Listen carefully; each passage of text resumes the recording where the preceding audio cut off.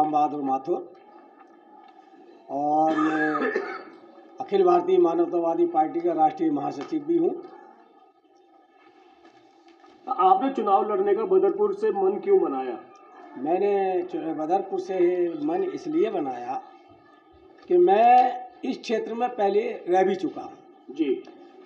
इस जहाँ हम बैठे हैं साई नगर में, यहाँ हम रह चुके हैं और जब से मैं यहाँ पर रहा था और अभी तक जो चुनावी जुमले पार्टियां छोड़ती चली आई हैं और उन पर अभी तक कोई ठोस कार्रवाई नहीं हुई है। इसलिए मैं इस क्षेत्र में उतरा और मैंने सोचा कि जब यहाँ से मैं चुन के जाऊँगा तो विधानसभा में इन मुद्दों को उठाऊँगा और 10 मुद्दे उठाऊँगा तो 2 मुद्दों पे ज़रूर कार्रवाई होगी। ये सोच करके मैं यहाँ पर। क्या लगता है कि बदरपुर की जनता की क्या क्या मूलभूत समस्या है जिनसे आप छुटकारा दिलाने की बात कर रहे हैं? जनता की सबसे पहली मूलभूत समस्या है यहाँ का वाटर पोल्यूशन। यहाँ की सीवर लाइनें सारी गड़बड़ हैं। यहाँ पर ड्राइंग कंपनियां भी चल रही हैं इस चीज़ में, जो कि पानी को पोल्यूशन कर रही हैं। दूसरा, यहाँ पर ये जो प्राइवेट स्कूलों की भरमार है और ये अपनी मनमानी कर रहे हैं फीस बढ़ाने में। और प्राइवेट अस्पताल, सरकारी अस्पताल कोई यहाँ इस तरह का है नहीं जिससे कि यहाँ की जनता, गरीब जनता का इलाज हो सके। तो और प्राइवेट अस्पताल अपनी मनमानी फीस वसूल रहे हैं।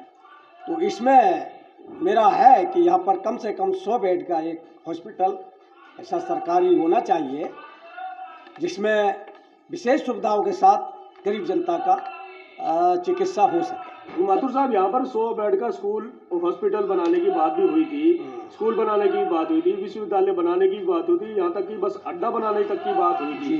परंतु वजह क्या लगती है आपको कि ये नेताओं की नीयत में खोट है या वो करना ही नहीं चाहते?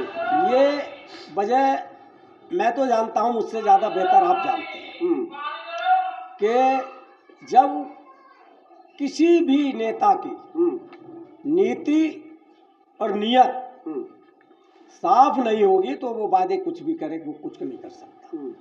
इच्छा शक्ति करने की है ही नहीं इनका। ये अपना जुमला फेंकते हैं और तरह तरह के नए से नए वादे लेकर के हर चुनाव में आते हैं और जनता को ठग करके ले जाते हैं।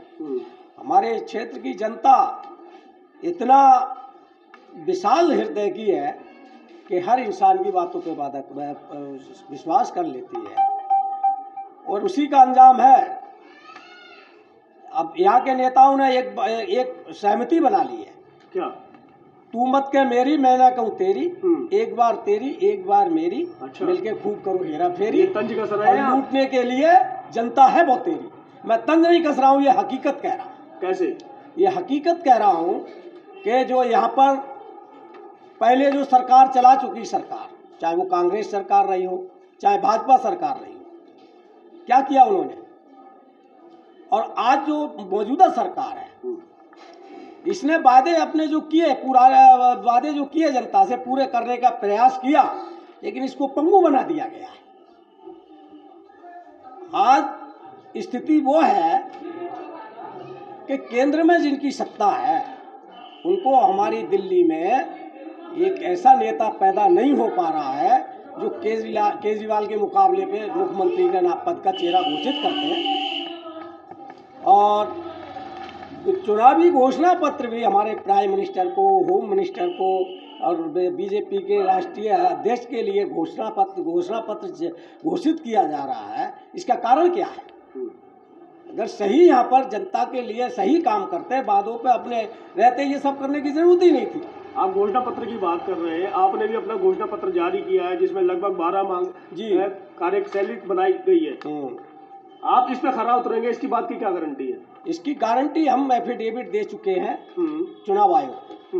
हमने एफिडेविट दिया है कि यदि हम जीत करके आते हैं तो हम 3 साल के अंदर जो चुनावी वादे पूरे किए हैं,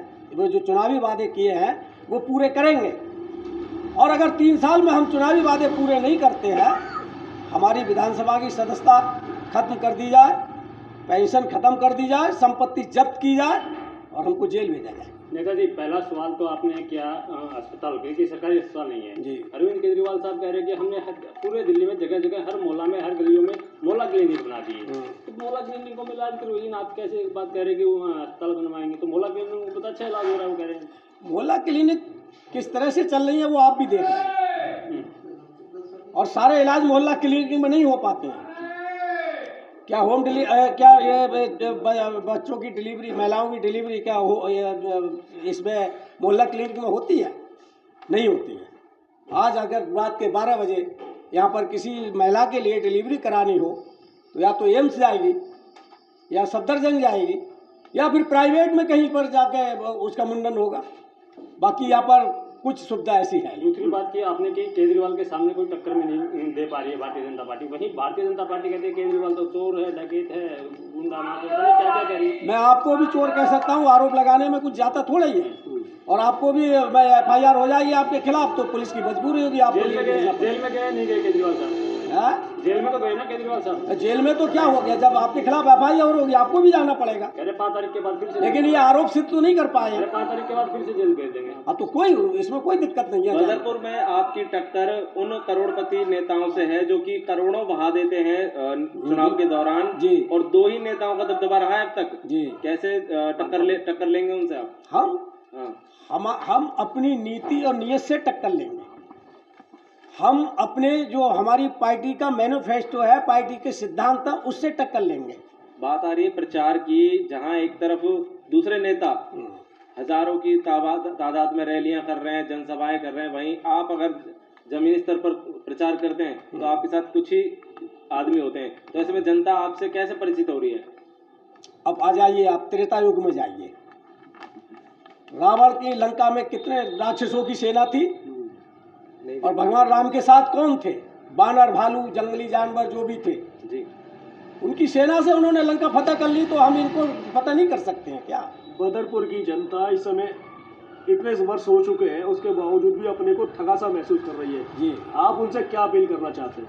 हम उनसे ये अपील करना चाहते हैं कि अब तक आपके साथ जो हुआ है, चाहे सरकार जिसकी भी रही हो, उस सरकार ने आपके साथ जो भी काम किया नहीं किया उसका आप रिव्यू कीजिए, उसका आप कीजिए कि किसने हमारे साथ क्या किया। और हमारे जो एफिडेविट है, हम जनता के सामने जो शपथ पत्र दे रहे हैं, उससे कह रहे हैं हमारे कार्यक्रम में, हमारे घोषणा पत्र में, उसमें तुलनात्मक आप करिए विचारधारा। अंत में एक सामान्य आदमी को किसी भी चौक चौराहे पर कार्यक्रम करने की परमिशन नहीं मिलती, लेकिन आज की तारीख में मीठापुर चौक पर गृह मंत्री अमित शाह आए हैं और पूरा ट्रैफिक जाम हो गया, अन्य लोगों को समस्या आ रही है, लेकिन उनका कार्यक्रम जारी है। क्या कहना चाहेंगे इस पर? ये आप सभी जानते हैं कि जो भी जितनी भी आज संवैधानिक संस्थाएं हैं, अब मैं ED CBI पर नहीं जाता, लेकिन चुनाव आयोग आज भी दबाव में काम कर रहा है, उनके लिए सब कुछ छूट है, लेकिन हमें इसकी कोई परवाह नहीं है। हमें ये दिखावा नहीं करना है। वो कर रहे हैं, करें। जब जो वो कर रहा है वही हम करने लगे तो उनमें और हमें फिर अंतर किस बात का? भारतीय जनता पार्टी के चाणक्य कहे जाने वाले इंटरव्यू आ गए मैदान में बदरपुर में, तो फर्क तो पड़ेगा उनके और माहौल तो बनेगा क्या बीजेपी की तरफ? ये चाणक्य, ये उनको सोचना चाहिए कि अगर इस दिल्ली की जनता को हमारी सरकार द्वारा कुछ ऐसा किया हुआ होता कि जनता को सुविधा दे पाते, चाहे केंद्र में रह करके या दिल्ली में रह करके, तो इतने इतने बड़े जो चाणक्य हो, चाहे प्रधानमंत्री हो, चाहे कोई भी हो, जो यहाँ जूझ रहे हैं, उनको मेहनत नहीं करना पड़ती। तो 5 तारीख को जो कमल खिलेगा, झाड़ू चलेगी? ये तो हेलमेट चलेगा। बदरपुर में हेलमेट चलेगा। बदरपुर में हेलमेट चलेगा, बिल्कुल चलेगा। सुरक्षा देंगे। हाँ।